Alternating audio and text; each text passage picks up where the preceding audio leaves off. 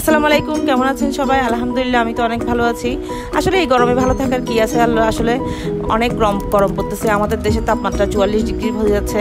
তো গরমের মধ্যে আসলে বাচ্চাদের স্কুলেও খুলে গেছিলো। বাচ্চাদের স্কুল খোলার পরে এখন আবার বাজারের ভিডিও নিয়ে চলে আসলাম। স্কুলের বাচ্চারা তো স্কুলে চলে যাচ্ছে, আবার নতুন করে কাজ শুরু হয়ে গেছে। তার মধ্যে আবার মনে হয় আবার বন্ধ দিয়ে দিবে। তো ইদানিং যেটা শুনতে পাচ্ছি, তো বাজারের ভিডিওর মধ্যে আসলে আমি আপনাদের সামনে শেয়ার করতেছি যে আমরা মাসের বাজার আসলে যেগুলো ছিল বাসায়, এগুলো সব শেষ হয়ে গেছিলো, সেই জন্য আসলে বাজারে পাঠালাম। তো মাসের বাজার বলতে আসলে আমি 2-1 মাসের বাজার, 2-3 মাসের বাজার একসাথে করেই ফেলি, কারণ আমার বাসায় তো মানুষ কম। তার মধ্যে আমি একসাথে নিয়ে আসি। তো এর মধ্যে আমার চাউলে ফুরিয়ে গিয়েছিল, মরিচও শেষ হয়ে গেছিলো। মরিচের গুঁড়া, তো আসলে মরিচ আমরা আস্ত মরিচ কিনে গুঁড়ি করে খাই, তো মরিচের গুঁড়াটা শেষ হয়ে গেছিলো, তাই মরিচও নিয়ে আসলাম। তো আমি আসলে সব বাজার করে আনার পরে আসলে আমি সব কিছু মিলিয়ে দেখতেছি স্লিপের সাথে, যে সব কিছু আনা হয়ে গেছে নাকি।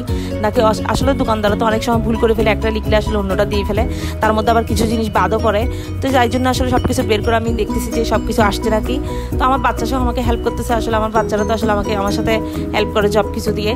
তো এর মধ্যে আমি সব কিছু গুছিয়ে আবার চলে আসলাম ঘরের সব কিছু কাজ করার জন্য। এর মধ্যে আবার রান্নাবান্না শুরু করে দিলাম। এর মধ্যে সব বাজার ঢেলে আসলে আমি চিনির কোটায় চিনি রেখে দিলাম, মরিচের কোটায় মরিচ, হলুদ, এরকম সব কিছু যেটা আনছে সব কিছু কোটার মধ্যে রেখে দিলাম।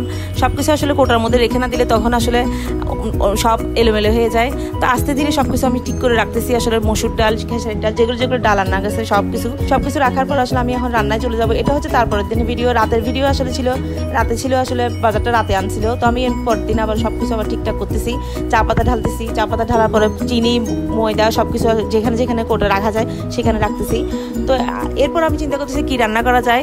তো কি রান্না করা যায়, এখন আবার চিন্তা করতেছি যে গরমের মধ্যে আসলে কিছু খাওয়া যায় না, কি রান্না করব। আসলে মাংস, মাছ বলেন, কোনোটাই ভালো লাগে না। একদিন আসলে একটা রান্না করতে ইচ্ছা করে, কিন্তু আবার গরমের জন্য আবার কিছু খেতে ইচ্ছা করে না, সব কিছু থেকে যায়। তো এর মধ্যে আবার চালের কোটাটা একদম খালি হয়ে গেছিলো। আসলে আমি একটা ধুই আবার সবগুলো চাল আসলে ভরে নিচ্ছি। তো আসলে আমার তো হেল্পিং হ্যান্ড নাই, সব কিছু নিজের কাছে নিজে একা করতে হয়। তো আলুটা আসলে আমি মাসের বাজারে বেশি করে নিয়ে আসি, কারণ আমি আসলে আলু সব জায়গায় তো বাচ্চারাও খেতে পছন্দ করে। আর আলু চিপসটা আমি বাসায় বেশি বানাই, আমার বাচ্চারা বেশি খেতে পছন্দ করে। বিকেলের দিকে আসলে আলু চিপসগুলো ভেজে দিলে ওরা একটু করে সস দিয়ে খেয়ে ফেলে।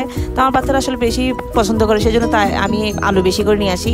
তো আলুটা ঢালার পর আলু যেখানে ঢালবো আসলে কোটাটা ভালো করে পরিষ্কার করে নিলাম। এর আগে আসলে আমি অনেকগুলো আসলে পেঁয়াজ কিনে নিয়েছিলাম। আসলে পেঁয়াজগুলো সব বারান্দায় রাখা আছে। তার মধ্যে আসলে আমার মেয়ে তো আসলে তো ওই দিন স্কুলে চলে গিয়েছিল। তো আমার ছেলে আমি বাসায় ছিলাম, আমরা দুজন মিলে আসলে একটু নাস্তা করে নিলাম দুপুরে 12টার দিকে। তো নাস্তাটা করে এখন রান্নাবান্নায় চলে আসলাম। আমি আসলে আজকে একটা মাছ রান্না করছি, আর একটা শাক রান্না করছি, আর একটা সবজি রান্না করছি। তো এই পর্যন্ত আমার ভিডিওটা। আমার জন্য সবাই দোয়া করবেন, আমি আপনাদের জন্য দোয়া করতেছি। আসসালামু আলাইকুম।